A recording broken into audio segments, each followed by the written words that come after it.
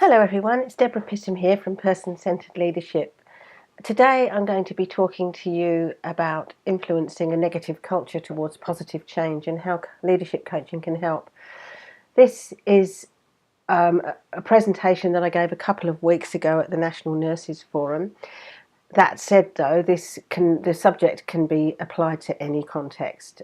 Just at that forum I referred to health a lot, but really every organisation has issues around culture, and leadership coaching can help in every situation, I think.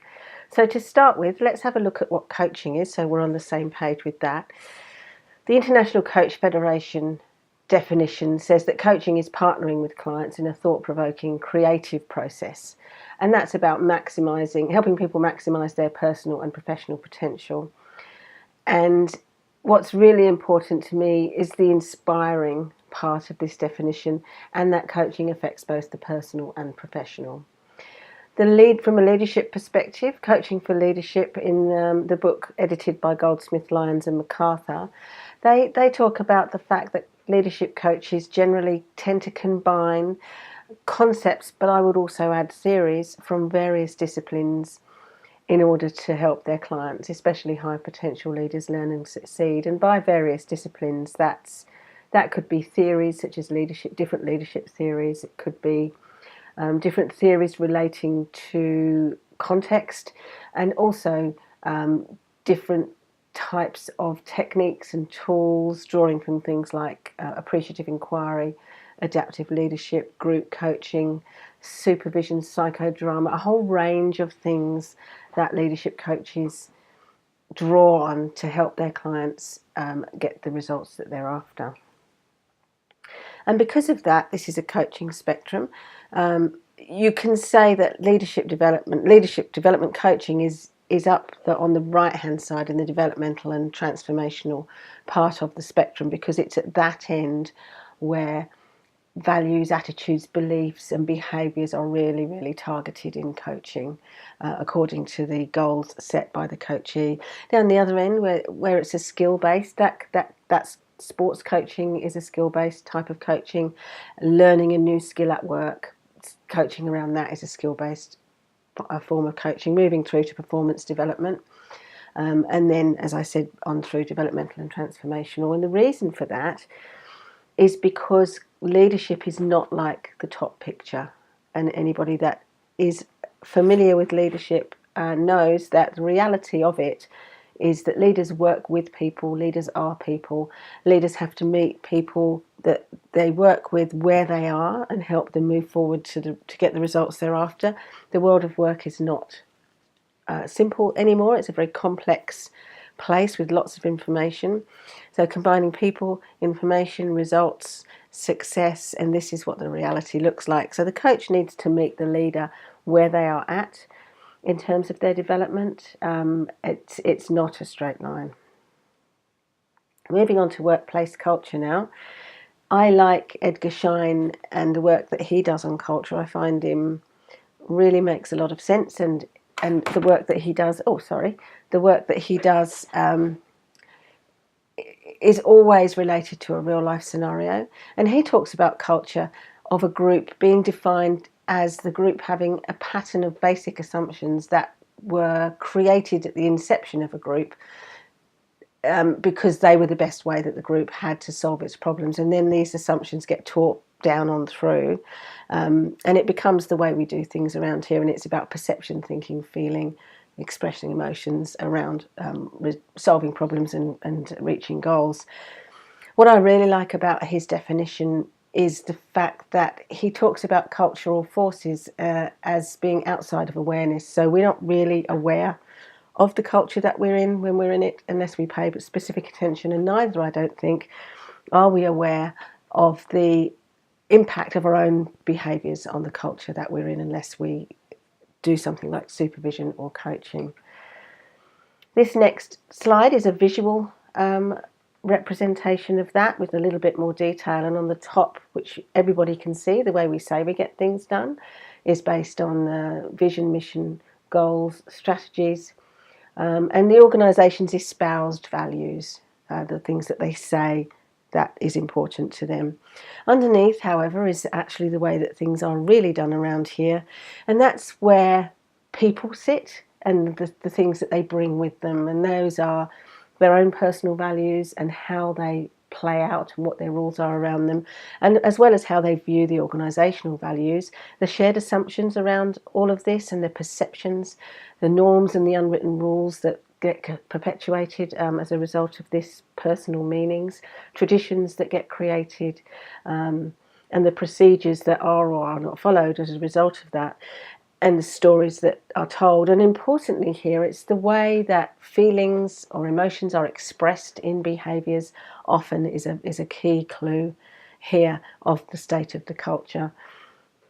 And you can see that from looking at these symptoms of a poor workplace culture, which I drew these from health, but in fact they can come from, they can exist in any team, in any organisation. Negative professional behaviour, that's about reluctance to participate, working with others, being unhelpful, obstructive, divisive, resistant, inflexible, unreliable, those kinds of things. Sabotaging and disruption comes in there. Poor communication, obviously that impacts across all of these, but specifically around poor workplace culture, that is exclusion, subversion, undermining, those kinds of communication behaviours, not asking and not listening, lack of empathy and an uncaring attitude and way of being in the workplace, and not forgetting that communication is not only verbal. A lot of negative communication can come across through body language, and also more in emails as well, can be a very common way to transmit negative communication. Stopping others from speaking, things like that. Reluctance to engage with others in the workplace. That's about not being collaborative, keeping information to yourself, not sharing knowledge, keeping ideas, not putting things forward, holding on to your expertise. Lack of transparency, that speaks for itself really, and not valuing others. That's really a symptom of that is micromanagement, which comes from a lack of trust of self, lack of trust of others, perhaps because of being micromanaged from above often. Disempowering others, that people find that a very disempowering. Lack of recognition of others' good work, taking on others' good work as your own, that kind of thing. And lack of accountability, which we see played out as a blame culture often across organisations. So the interesting thing about this is when leaders are faced with these symptoms, and these are often the symptoms that come up when people are creating leadership development goals. They'll be creating goals that allow them or enable them to manage some of these symptoms. And often the fact that they're related to workplace culture is not recognised by the leader, because there's often a disconnect, I think, between all of this engagement work that's done and the surveys, the culture surveys, the pulse surveys, and actually what's happening in the workplace. And the leaders know they're charged with influencing positive workplace culture, but it's very difficult for them to do that when they've got to deal with all of these symptoms that individuals are presenting with. And there's a lack of understanding, I think, sometimes that the two are one and the same. And I think that this makes it much bigger than it needs to be for leaders to manage and help influence workplace cultures to be positive. So leadership learning around culture is key if you want to influence your culture change. And that leadership learning involves personal development as well as professional development. So people need the theory, which we've just gone through, but they also need to change their own perceptions and self-awareness, attitudes, behaviours, be clear on their values, things like that. Learning can occur obviously through formal education and training, reading and researching experience, mentoring and modelling, and through coaching, which is the element I'm talking about here with you. But to be honest, when I'm coaching people, the coachee goes away with something to implement, something to learn, an action of some kind after a coaching session to move them forward towards their results. And usually it includes one of those four things as well. So, coaching is very integrated into other forms of education.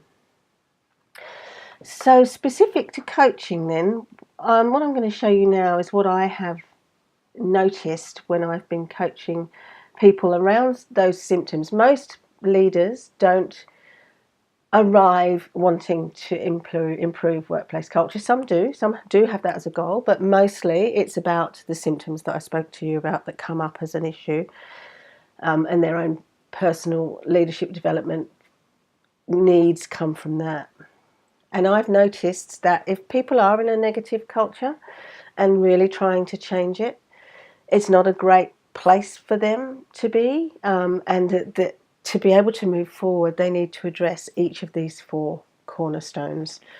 So understanding the culture, their own professional network, communication, and their leadership standard. And I'll talk about each one. So obviously, to be able to change culture or influence culture, you need to understand. People need to understand what it is broadly, which I've spoken about, and then they need to apply that locally to find out what is actually happening. Do an evaluation. It doesn't have to be formal, but to go in and see what's actually happening. Observe, speak to people, listen, look at what's happening with service delivery. How are things actually getting done around here? And leaders need to collect information about what's great as well as what's not working so well, and the impact of that on the results that they're expected to achieve. And once they've done that, they can then set a broad goal for how they'd like the culture to be in a perfect world, if you like. And then coming back from that, they can set goals around what's possible in certain time frames. So this is a really important cornerstone. It doesn't take very long.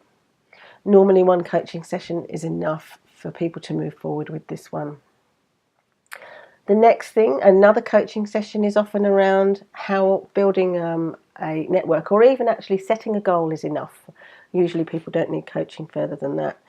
So a leadership development goal to build a professional network. And I don't mean by that using networking as a verb and collecting people's cards and names on LinkedIn and seeing a great big number at the end. What I mean by building a network is for people to build relationships with other professionals in a way that they can receive value and also they can add value to other people. And initially, when people are in a negative culture, they're not feeling always like they have much to add.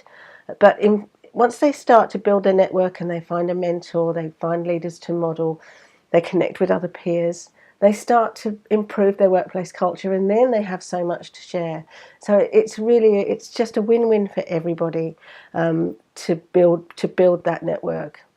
It's great for the organisation that the person works in as well, because new information and new knowledge flows through. It's just so important, and people often find this, or they don't prioritise it often, and it comes up, and they're often quite surprised.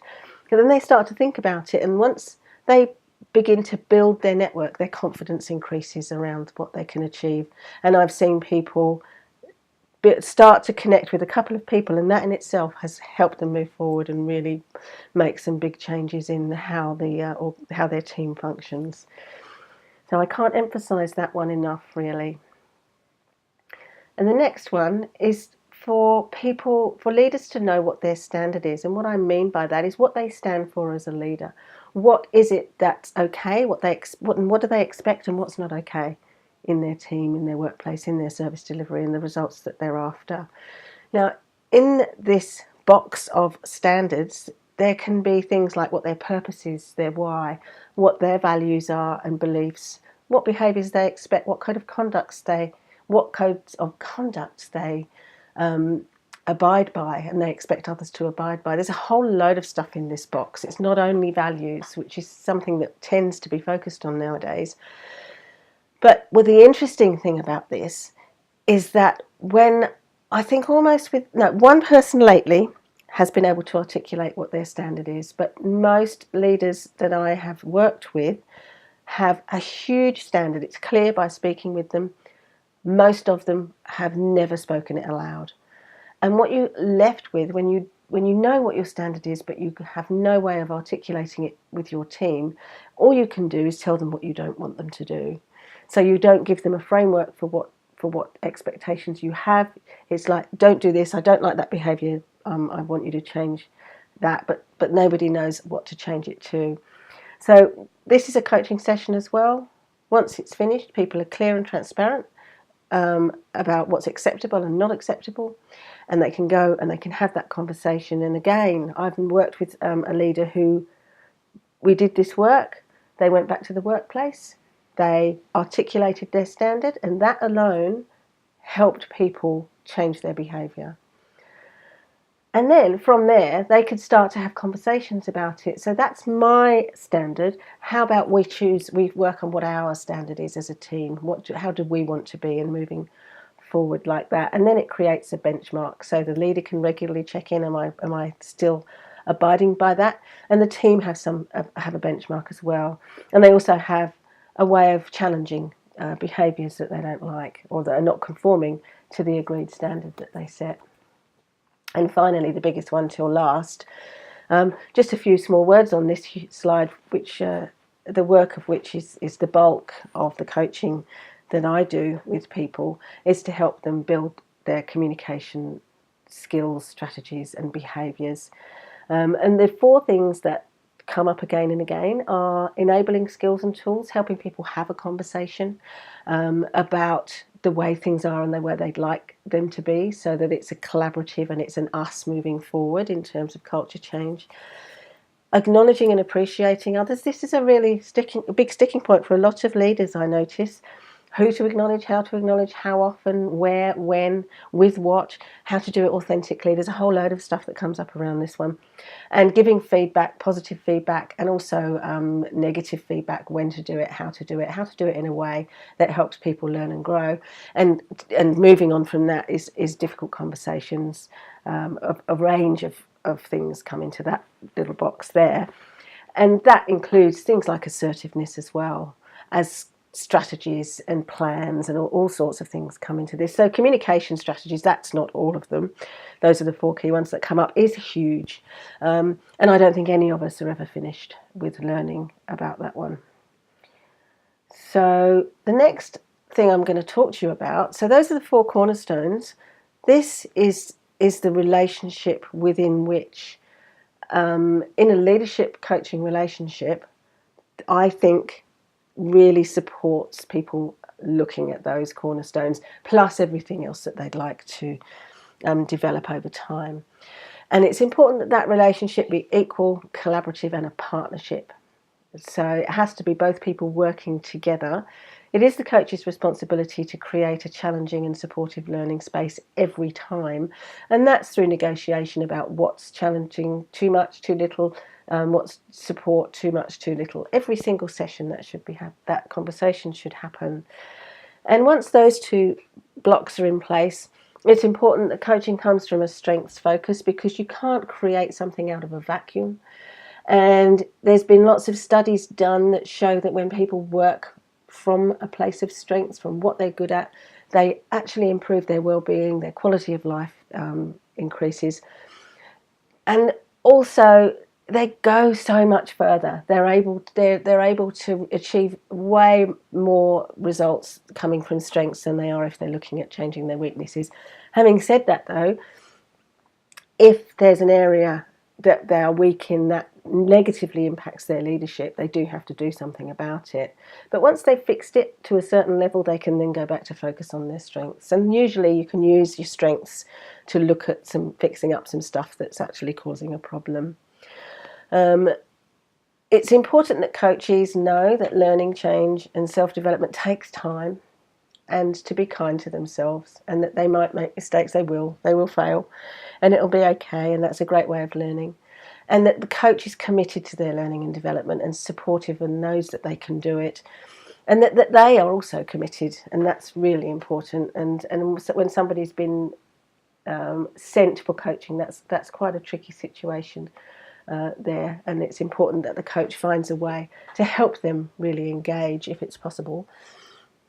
Coaches must acknowledge success, because success is a huge motivator, and at the same time keep people accountable for what they said they would do and how far they would go, in a way that's that promotes learning, rather not why didn't you do that, but sounds like that didn't go so well, or you weren't able to do that, what was going on there, how can we help you move forward with that.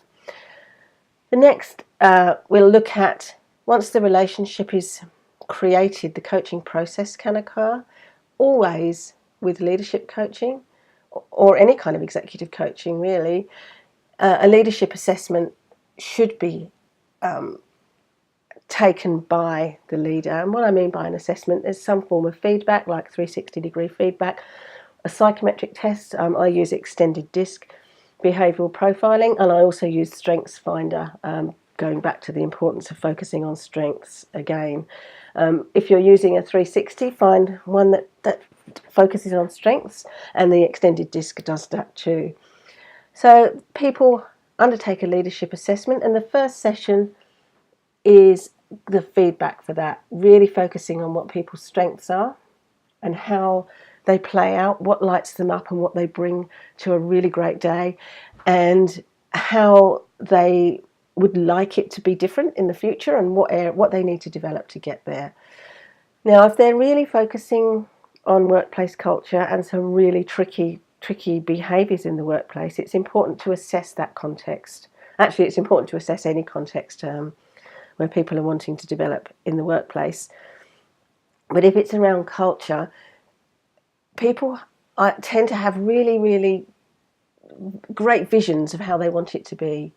And it's important to get them to focus on reality by looking at what they can influence and over what period of time they are going to be able to influence from their position, recognising that once they have done that, they can then move further and further with that. So recognising that these kind of behaviours in the workplace, they can take a lot of time to change. And once there's been a reality check, then a number of goals are set for the leadership development according to what the coachee would like to achieve. And then coaching occurs towards those goals over 6 to 12 months usually. If you set some really, really smart goals that are related to context and within people's area of influence, every time they come to coaching, they bring something that's related to that because it's part of their focus. And we review and progress and update goals over the coaching relationship. People tend to exceed their goals and we set new ones as we go. Evaluation and return on investment is really important in the coaching context, I think, and I verbally elicit feedback every 2 to 3 sessions about how people are going. Are they getting what they expected? Is there anything they would like me to change? Plus a paper-based evaluation where I look both at the coaching process for my own quality and also around their own behaviour changes so that they get to reflect on what they have changed as well as what their perception is of those behaviour changes on their organisation. I have never been engaged to coach somebody or to coach people integral to a culture change initiative, so I don't have any data specific to that, but if you look at the comments that I have, many of them do refer back to behaviour changes that definitely have influenced culture.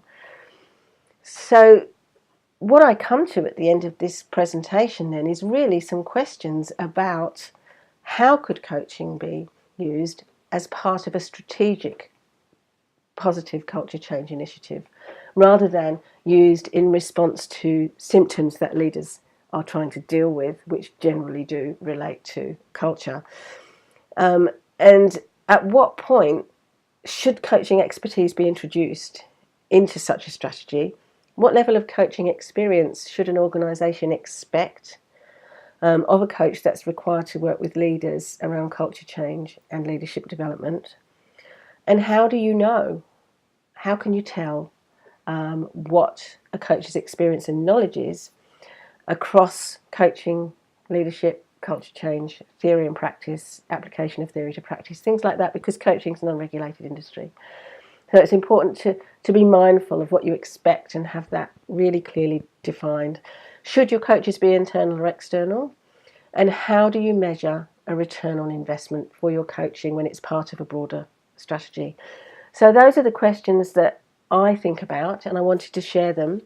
And if any of you have used coaching in a strategic way to positively influence culture, I would really, really love to hear about your experiences. And finally, here are my contact details. please do get in touch with me on any of these ways. I'd love to hear from you. I'm going to post this on my website, so there'll be a space for comments. I'd love to hear and learn from your experiences as well. And thank you very much for listening, and I will see you next time.